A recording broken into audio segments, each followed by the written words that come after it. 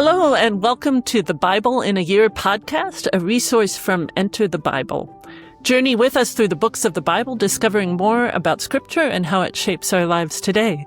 I'm Kathryn Schifferdecker. And I'm Katie Langston. And today on the podcast, we are delighted to welcome our friend, Professor Kristofer Phan Coffman. He is a professor of New Testament at Luther Seminary, and he's here to help us walk through the Gospel of Matthew. So here we are in the New Testament. So welcome, Kristofer. So glad that you're with us today.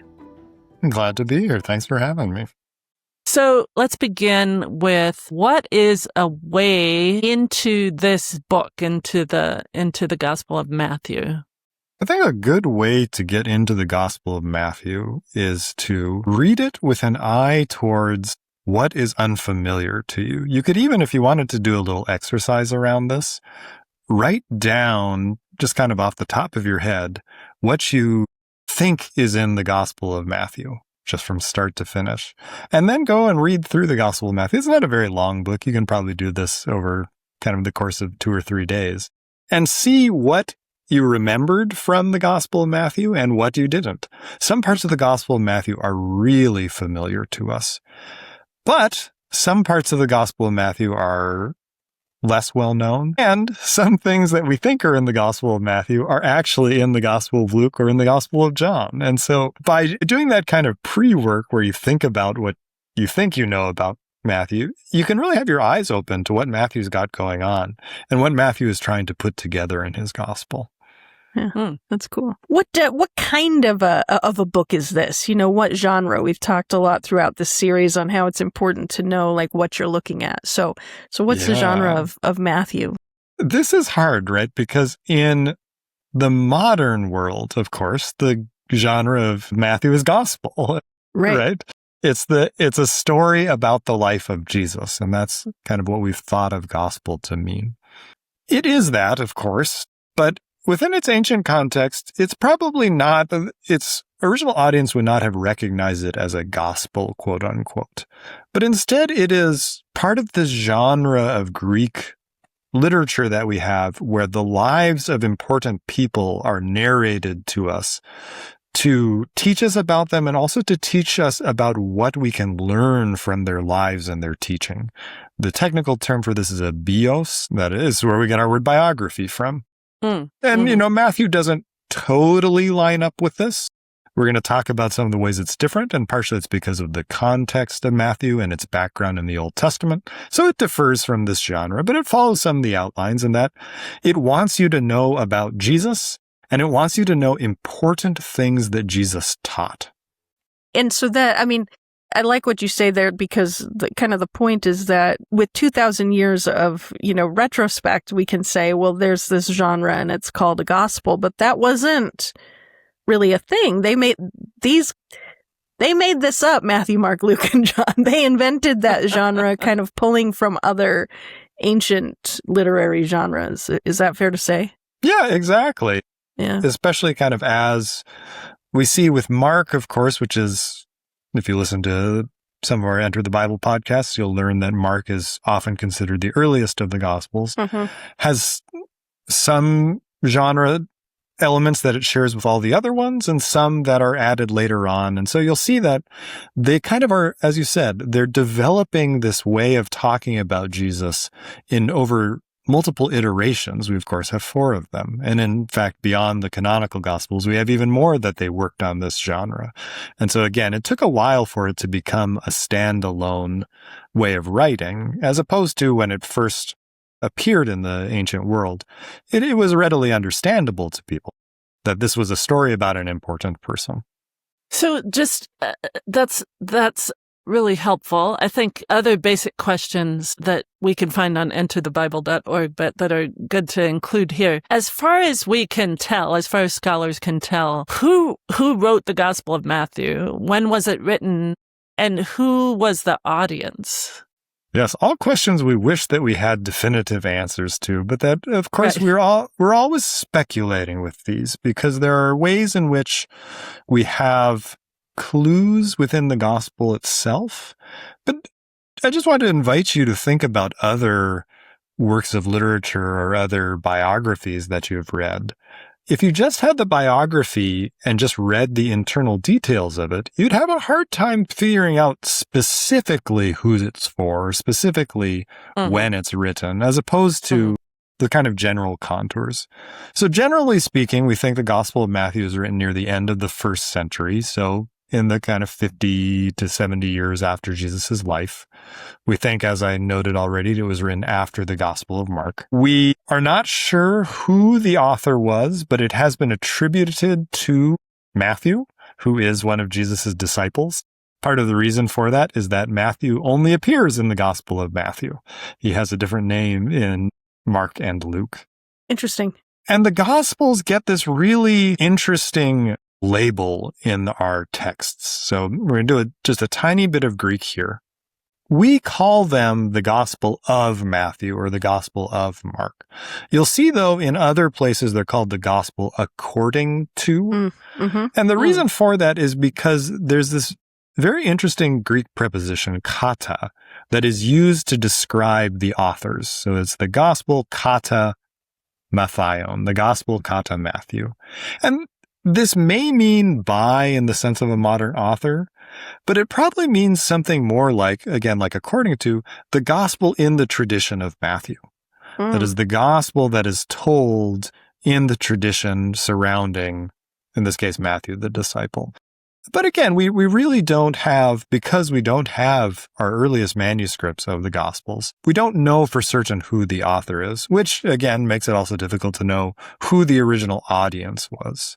One of the things that we do know about them, and we're going to talk about this quite a bit with Matthew, is they are familiar with and very interested in the Torah, that is the Old Testament as we think of it, and the way in which Jesus and the Old Testament are connected to each other.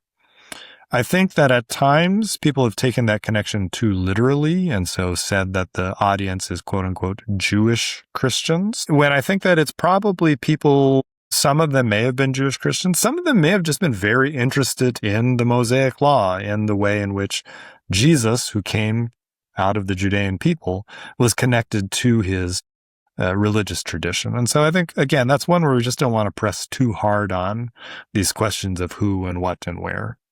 No, that's really helpful. Like many biblical books, our listeners have realized this by now, if you've been listening to the Bible in a year. Like many biblical books, it is a matter of speculation as far as authorship and date and original audience.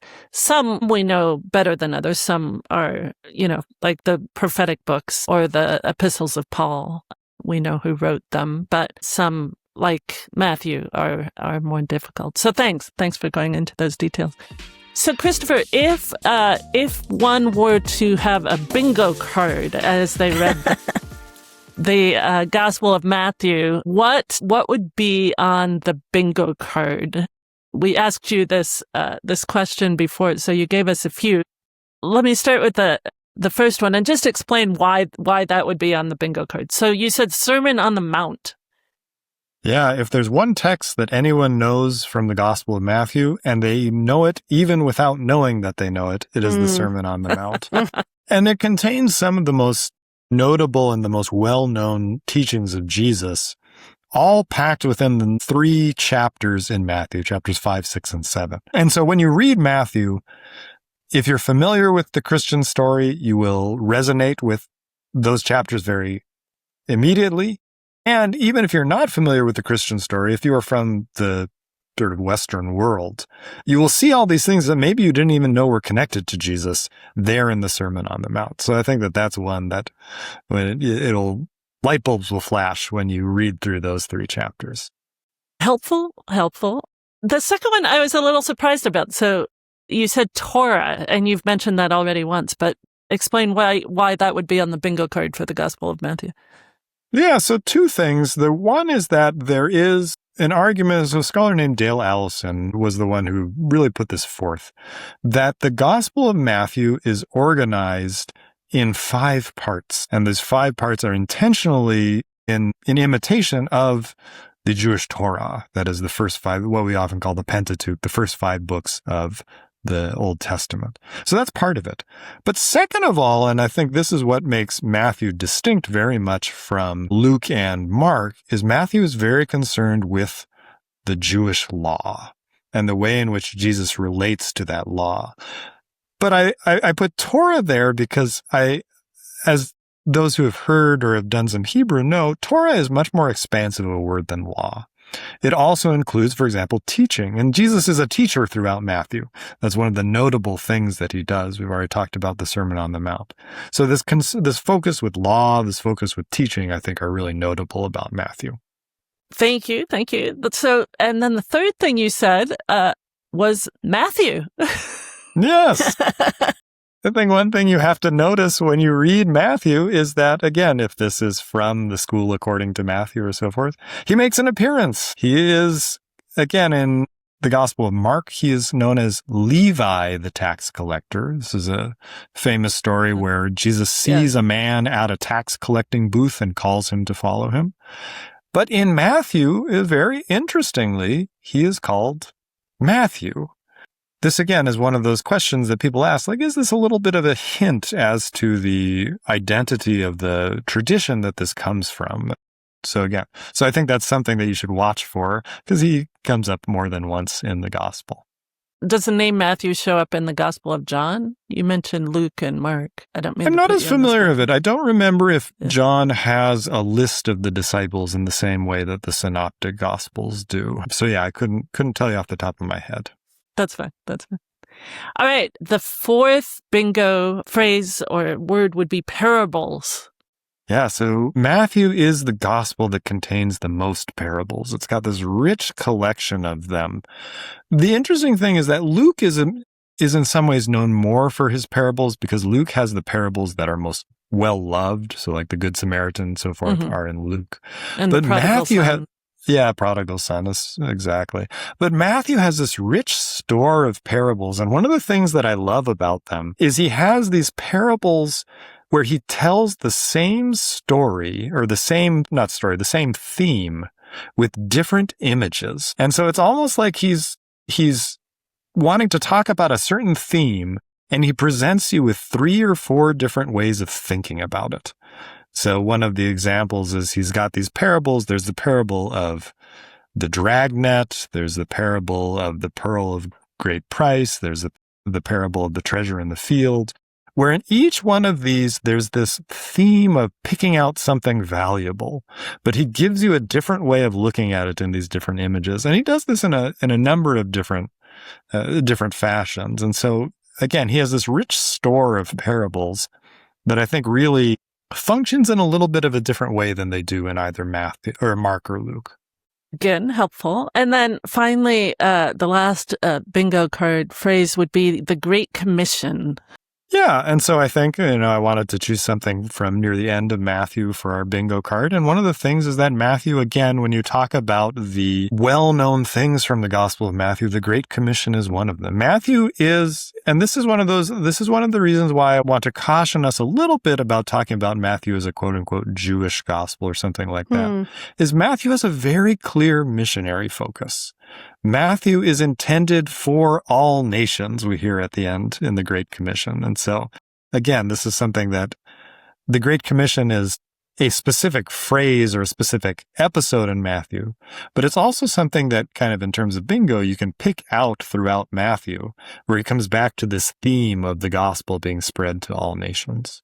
And just to remind our listeners, the Great Commission is when the resurrected Jesus appears to the disciples and says, now go and make disciples of all people, baptizing them in the name of the Father and the Son and the Holy Spirit. And so that's the commandment to go and share the good news. Cool. And thankfully, Jesus says, and remember, I am with you always to the end of the age. Right, yeah, he says which that is too. Reassuring when given that kind of commission. Yeah, indeed. Well, great. Thank you for playing bingo with us, Kristofer, on the Gospel of Matthew. Those are all important concepts and help us to understand this testimony of the Gospel of Matthew. So if someone were diving in, what memorable verses, chapters, or passages would you want to be sure that they look at and spend some time in? Yeah, so we're going to come back to the Sermon on the Mount, I think, multiple times during this podcast, just because it's such a notable portion of the Gospel of Matthew and the way it has influenced the life of the church. But I want to talk about a couple other passages, too, that I think are really important. One of the ones that I think is so interesting and unfortunately has been a little bit overlooked for its significance is the story at the very beginning of the Gospel of Matthew, the visit of the Magi. And this, again, the reason I think it's been overlooked a little bit is we have a tendency sometimes to overlook our Christmas pageant stories, right? It seems like a cute story, right? We see the wise men coming and so on and so forth. But it's really part of Matthew setting up the expectations of the readers of his gospel that, look, here is someone so important. This person you're about to read about, Jesus, is so important that these magi, these magicians, these wise men from the East realize, and this is what I think is so important and what is so interesting about it, it's not just that they hear about him and that they observe his star and so forth. They realize from the very beginning of the Gospel of Matthew, when he's just a little infant, and I have a 2-year-old at home, so it's very, very poignant for me. They realize from that moment that he is a greater magi than they are. And that's why they come and they offer him all of these gifts. They come because they are convinced that he is a greater king and magi than they are. And so this is one of those places where Matthew kind of gives away the story at the beginning, right? He wants you to see this and to really take that into account as you're reading the rest of the book. And so I think it's a really important passage that everybody knows, but I don't think always the ramifications of that episode get across there. What is a magi? Can I ask? Yes. So magos is this word that the Greeks borrow from the Persians. And in some ways, so magician, I don't like the word magician because when we think magician, we think of somebody who does like card tricks. Yeah. Right. But it talks about somebody who has access to power beyond the natural. And again, in some ways, when we see the way in which Jesus will act, he has power over nature. He has power to heal. He has power to cast out demons. Like these are the sorts of things we associate with a magos in Persian. And so again, this I think is why translating it wise men doesn't quite get across what they're doing. They of course are wise, right? But they're wise in more than just the ways of the world. They're wise in things of a supernatural or divine nature. Wow. So are they kind of like sorcerers, or is that too like loaded a term? That's so when I teach on the Gospel of Matthew, that's my preferred translation of it. Wow. Something like that. Or David Frankfurter, who has done a lot of work on them, prefers the translation wizards. But I think that's you shall not pass. A little too Harry Potter for you and me. But that's helpful because I think we sentimentalize that story in many ways, and to talk about it as a story about power or the recognition of power is really helpful. And the reason Frankfurter, for the fans of Lord of the Rings, the reason he chooses wizard is because of the way that the wizards in Tolkien's universe, Gandalf and Saruman, who are wise and powerful, they're not magicians. They're not, casting cute spells or anything like that.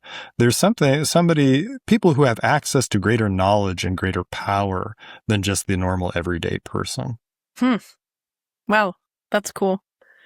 Gonna rethink, if I'm, putting them up in my little, creche set. Yeah, exactly. What other passages would you have people think about in particular in the Gospel of Matthew, Kristofer? Yeah, another thing that I think people should be aware of is again, we've talked about the parables already, but I think that they're really important for understanding the story of Jesus in Matthew. And especially, I encourage people as you read through the parables to note which parables are unique to Matthew. If you're reading in a study Bible, usually at the top of a section heading, so you say like the parable of the sower, you'll see at the top of the section heading, if you read it in Matthew, it'll tell you that it is also in Mark 4, and then in Luke, I can't remember the chapter, but it's also in Luke. Whereas there will be some parables that will only occur in Matthew. And I think that those are some of the ones that are very interesting to consider. And one of the interesting, again, kind of sequences of parables that we get in Matthew Matthew has these eschatological parables, that is, parables about the end times. And folks sometimes get a little bit uncomfortable with them because many of them end with the kind of ominous phrase about wailing and gnashing of teeth, right? Right. You know, they will be thrown into the outer darkness where there is wailing and gnashing of teeth. That sounds bad. Yeah, it does. I think Matthew intends it that way. But these parables are really interesting because they're parables that are calls for reflection on the part of the reader as to how their actions are relating themselves to Jesus and they're relating themselves to the Christian community. These are parables like the wise and foolish bridesmaids, the parable of the wedding feast, the parable of the workers in the vineyard is another one that falls into this category, where these are parables about the care that people show both towards Jesus, but also the care that they show towards other members of their community. The parable of the sheep and the goats is probably the most famous one of these, or infamous in many cases.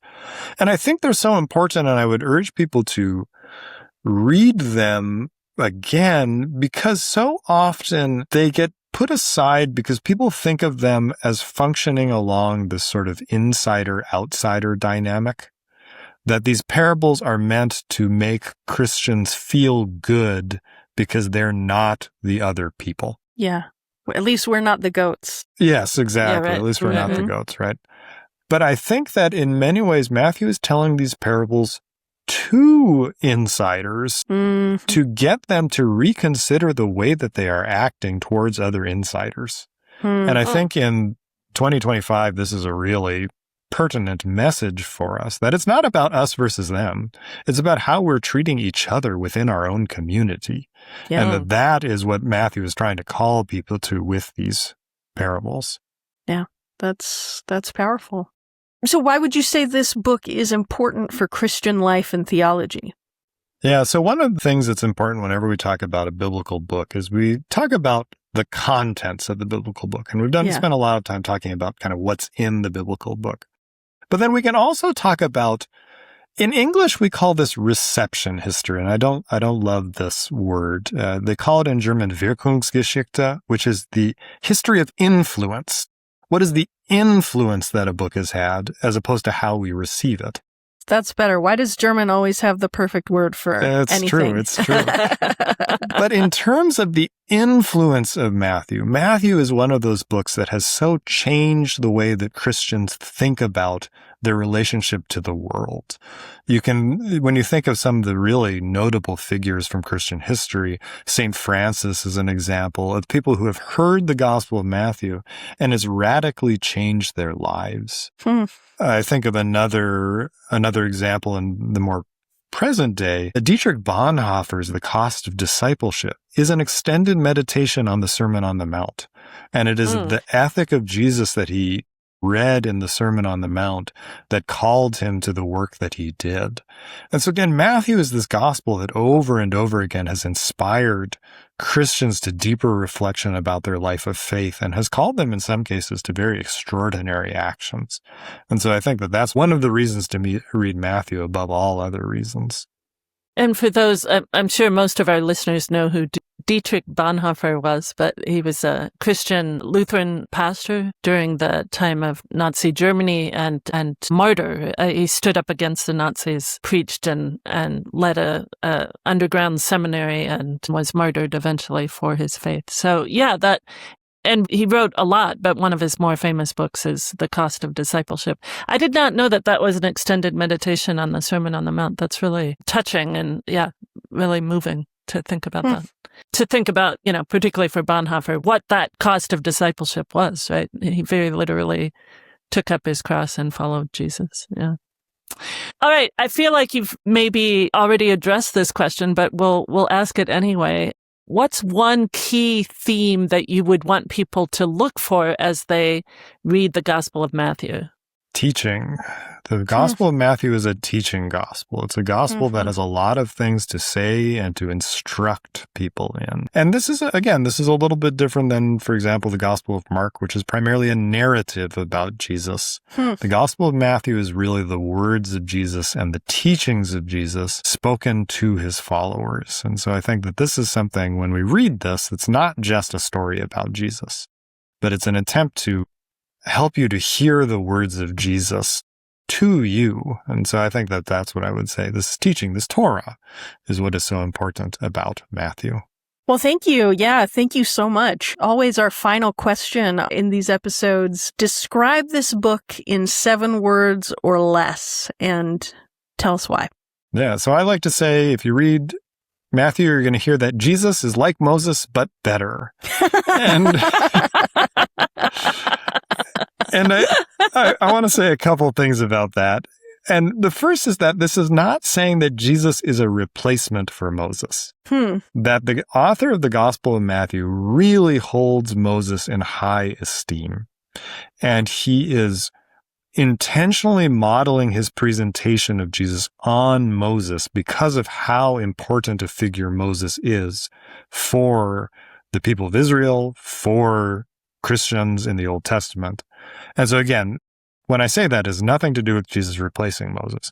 But it is to point out the way that Jesus is in many ways doing the same work that Moses did, the work of teaching, the work of laying down new commandments, the work of bringing a community together out of Egypt, out of slavery into freedom.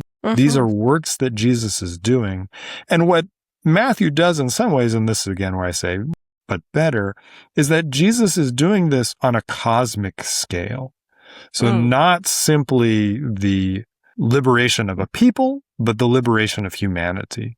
Not simply the giving of the commandments to one particular people, but as we talked about in the Great Commission, commandments for all peoples and all nations. And so he's drawing this picture. Jesus is like Moses, but on a grander scale, on a broader scale. And so, but I think that having how much Matthew respects Moses in mind helps us to read the Gospel of Matthew better than if we think that Jesus is some kind of replacement for Moses because Moses doesn't measure up or something like that, that it's actually the other way around.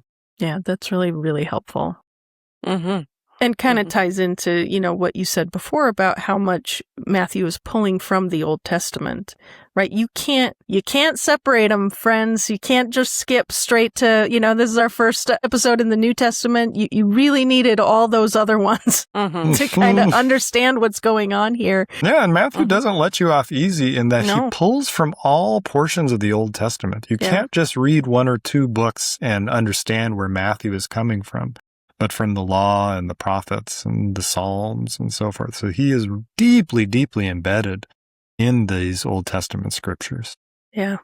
Well, thank you so much. What a wonderful overview of the Gospel of Matthew. And I hope that that's just inspired all of our listeners to go out and, and take this week and read through it, Hopefully you're following along with us. And this is a perfect opportunity to just dive in to this wonderful book. Thanks for being with us, Kristofer. We just appreciate your insights and your knowledge so much.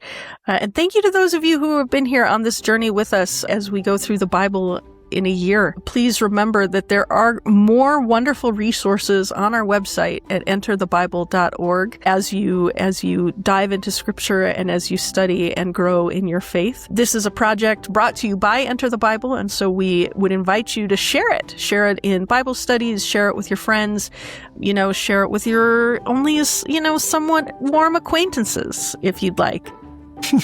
Of course, rate and review, like and subscribe, and we'll catch you next time.